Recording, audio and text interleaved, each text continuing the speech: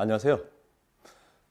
이 시간에는 특별히 결혼 정년기에 접어든 우리 청년들과 그리고 좋은 곳에 시집장가 보내시길 원하시는 우리 부모님들께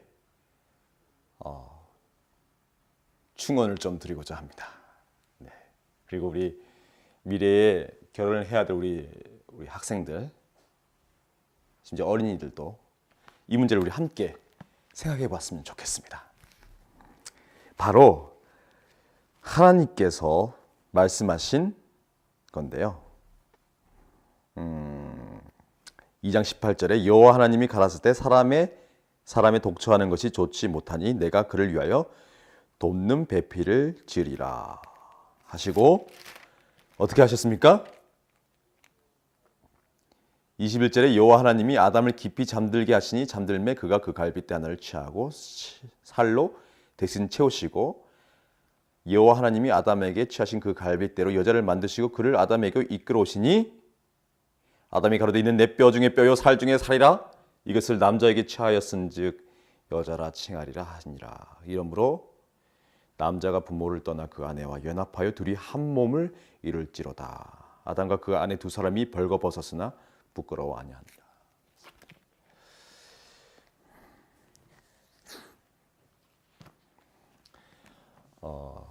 예수님께서 말씀하셨죠. 예수님이 내가 다시 올 때도 사람들은 노아의 때와 같이 시집가고 장가가는 일에 정신이 팔려 있을 것이다. 이 얘기는 굉장히 좀 잘못 들으면 상처가 될 수 있는 얘기이기도 한데요. 그럼 내가 장가가고 시집가지 말아야 되는가?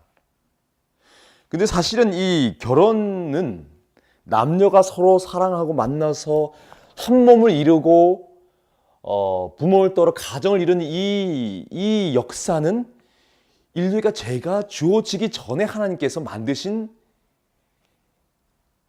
결계인 것입니다. 어찌 보면 죄가 들어오는 것을 하나님께서 미리 아시고 아담이 하와가 아담을 서로 지켜주기 위해서 만드신 요새라고 할 수도 있겠죠. 이 얘기는 결혼은 굉장히 소중하다는 것입니다. 그리고 하나님이 원하시는 것이고 바꿔 말한다면 어찌 보면 인생에 있어서 필요한 부분인 것입니다. 왜냐하면 하나님께서 인간을 만드시면서 생육하고 번성하라고 하셨거든요. 결국 남녀가 한 몸을 이루어서 한 가정을 이루는 것은 하나님의 강력한 의지가 포함된 구속의 한 부분이라는 것입니다. 하지만 지금 우리가 실감하고 있는 것처럼 사단은 늘 가장 좋은 것을 가장 추하게 만들기도 합니다. 가정에서 폭력과 경쟁과 탐하는 정신, 서로를 미워하고 증오하는 정신, 심지어는 살인까지 일어나는 아주 무서운 일이 일어나고 있습니다.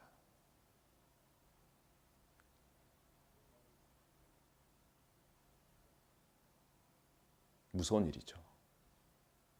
그래서 어찌 보면 사도 바울 선생님은 할 수만 있으면 은사가 있으신 분들은 독처하는 것도 좋다고 하셨습니다. 그리고 어떤 분들은 말씀하시죠.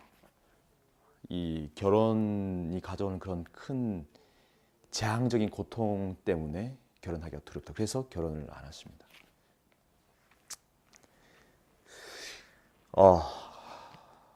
그리고 우리는 결혼 예식장에, 결혼 예배장에 들어서서는 많이들 말을 하죠. 상대편의 스펙에 대해서, 가문에 대해서, 집안에 대해서, 재산이 얼마나 많은지에 대해서, 신혼집은 어디에 몇 평짜리 아파트를 얻었는지에 대해서, 그것이 월세인지 전세인지 새로 구입을 한 것인지, 차는 어떤 차를 샀는지, 반지는 어떤 것이고, 웨딩 차량은 어디서 했는지, 아파트에 들어있는 냉장고는 몇 리터짜리인지, 어느 회사 것인지, TV는 얼마나 큰지, 옷은 어디서 샀는지, 신혼여행은 어디로 가는지, 학교는 어디를 나왔는지. 어찌 보면 결혼은 어느새 인간의 탐심과 교만과 높아지려는 그 정신을 가장 응집시키는 도구가 된 부분도 없지 않아 있습니다. 바벨탑이 하나님처럼 높아지려는 인간의 그 사단의 정신의 결정체라고 한다면 현대 사회에 있어서 결혼은 많은 부분에 있어서 신분을 유지하거나 상승시키는 때로는 도구로도 이용될 뿐만 아니라 나의 자아를, 나의 자존심을 지키고 끌어올리는, 과시하는 그런 정신에 또 장이 되기도 합니다. 참 슬픈 현실이죠. 하지만 그렇다고 해서 그럼 결혼을 하지 말아야 됩니까? 결혼을 피해야 되나요? 결혼식이 다 잘못된 것입니까? 그렇지 않다는 것입니다. 여전히 하나님의 원대한 계획 속에서는 우리를 향한 사랑의 열정 속에서 결혼은 소중하다는 것이죠. 그렇다면 결혼은 어떻게 해야 할까요? 창세기에는 하나님의 원래적 계획은 이렇게 되어 있습니다. 18절에는 2장 18절에 일단 독처하는 것은 좋지 않다.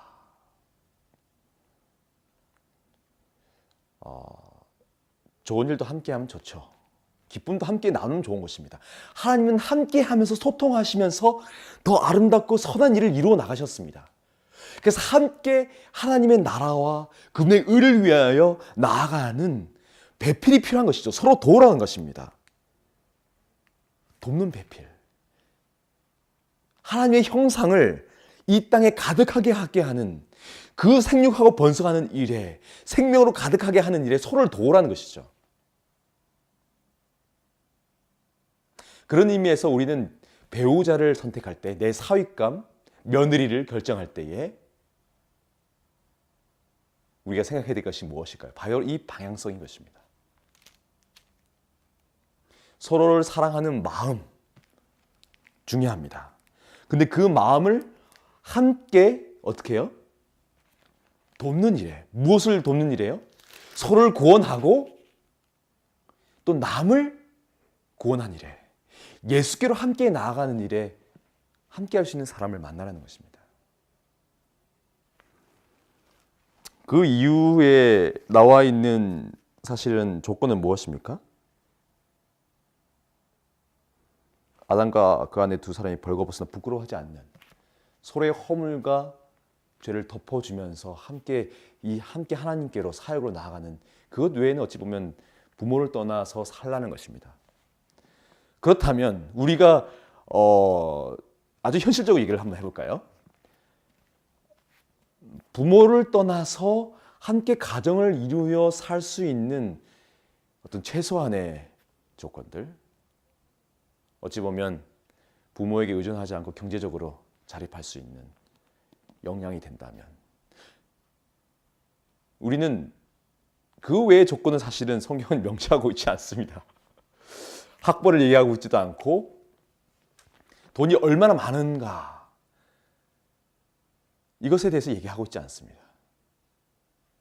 결혼은 무엇입니까? 결국 하나님 안에서 서로를 도우며 하나님의 나라와 그분의 영광스러운 사랑과 그 애정을 나와 배우자와 그리고 태어날 자식과 주위에 있는 사람과 함께 나누면서 예수께로 함께 가는 것입니다.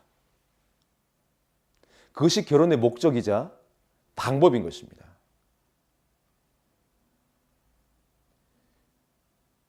제가 이해하기로는 제가 결혼하기 전에 한 목사님께서 그 조사를 하나 하셨습니다. 재림교회 내부에 있는 남녀들의 그 결혼 의식 조사였죠. 그곳에서 이면 조사를 하셨습니다. 결혼 적령기에 있는 남녀의 비율이 49대 51. 많은 사람들이 여성이 많고 남성이 작다고 생각하지만 사실은 49대 51. 1대 1이라는 것입니다. 거의 비슷하게 있다는 것이죠. 하지만 결혼 적령기를 거치면서 남자분들이 썰물처럼 쫙 빠져버리고 교회에 남아있지 않고 결혼을 한 여성과 결혼을 하지 못한 재임 여성들만 교회에 남는다는 것입니다. 그런데 이 설문조사는 아주 놀라웠습니다. 1차 설문조사 이 앞장에는 결혼 배우자의 조건으로 볼 때 예수님을 뭐 신앙과 성품과 이런 걸 하지만 이면에 똑같이 다시 진짜는 무엇입니까? 진짜 배우자를 원할 때 찾을 때 무엇을 보고 고르십니까? 했더니 남자분은 여성의 외모, 몸매, 경제력, 학벌 이런 걸 보는 것입니다. 그 여자분은 어떨까요? 여자분들은 이 전반 처음 설문에서는 신앙, 성품 이런 걸 보지만 이게 1, 2위지만 이면 실제로는 무엇입니까? 했을 때는 뭐죠? 1위가 경제력, 2위가 키 크고 잘생기고 네. 학벌 좋아야 돼요. 그렇죠? 근데 실상 우리가 결혼식에 모여서 나눈 얘기가 뭡니까? 그 사람이 얼마나 예수를 사랑하고 이 사람들이 어떻게 하나님의 나라와 그 확장을 위해서 일하고 이것에 대해서는 얘기하기보다는 뭐 얘기하죠?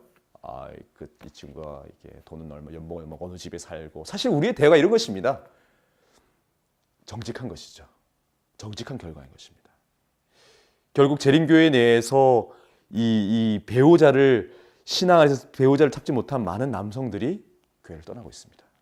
지금 이 순간에도.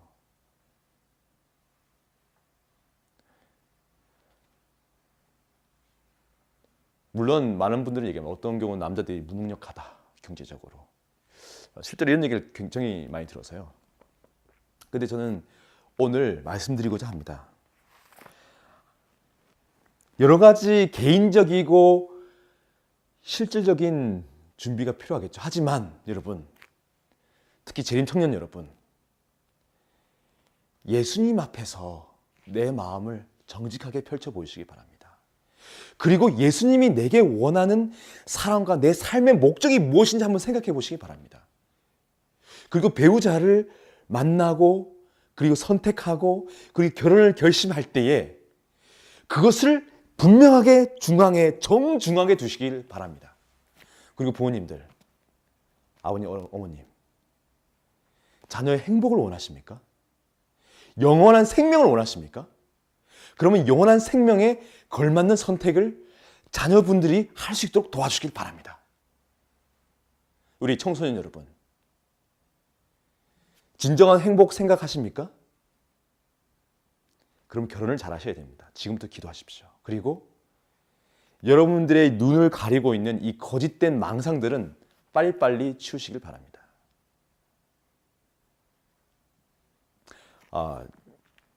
시간이 짧지만 생각을 하셔야 합니다. 한번 결혼 잘못하면 평생 후회하십니다. 한번 결혼을 주 안에서 잘하시면 삶의 어떠한 문제 가운데서도 내 마음이 예수께로 더 가까이 가고 있다는 것을 발견하게 될 것입니다. 예수님 안에서 결혼을 하시기 바랍니다. 죄송합니다. 기도하시겠습니다. 아버지, 예수님을 사랑하는 많은 청년들이 결혼 문제로 고민합니다. 현실은 더 좋은 아파트와 좋은 삶을 강요합니다. 하지만 아버지, 그 강요에 굴하지 않고 예수님을 사랑하고 예수님을 섬기며 서로를 아끼고 존중하며 살아갈 수 있는 길을 보여주시고 그 선택을 할 수 있도록 용기를 허락하여 주시옵소서. 무엇이 우선순위인지를 볼 수 있도록 도와주시옵소서. 그래서 행복한 가정, 마지막을 이 구원을 함께 이루어가는 사랑의 가족 만들 수 있도록 도와주세요. 예수님 이름으로 기도드립니다. 아멘. 감사합니다. 결혼하세요.